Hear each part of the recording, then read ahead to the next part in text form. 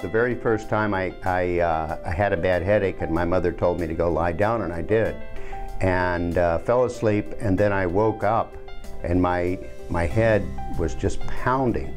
I really didn't know what was wrong. I was a kid, but over the years to follow, I had severe sinus problems, colds. I had way more colds than anybody that I knew, that other kids, and the colds would last for weeks, sometimes a month. I had sinus headaches often.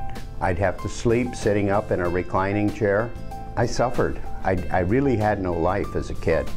Finally, a doctor put me on Actifed. I guess I was in my early 30s, and that worked for maybe 8 or 10 years.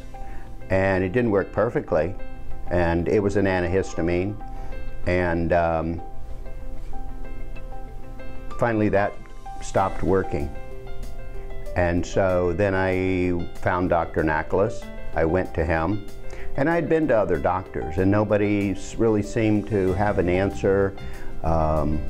They gave me painkillers, which just masked the problem, but then when the painkiller wore off, my headache was worse.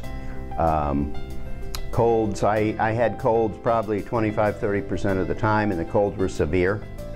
Dr. Nachlas knew exactly what to do. He operated on me, and when he did, when he took the packing out of my head, it was like a different life. I couldn't believe it. When you fix the inside of someone's nose, what you're doing is you're restoring air to their nose, to their sinuses, breathing better, and pretty much everyone notices a remarkable improvement. But every now and then you do have that patient where you've totally changed their life, and he is a great example of someone who was so miserable from their nose and sinus condition that it makes you sad, it makes you depressed, it prevents you from doing what you like to do. And Lenny's a great example of how this can really transform your life by getting air into your nose and into your sinuses.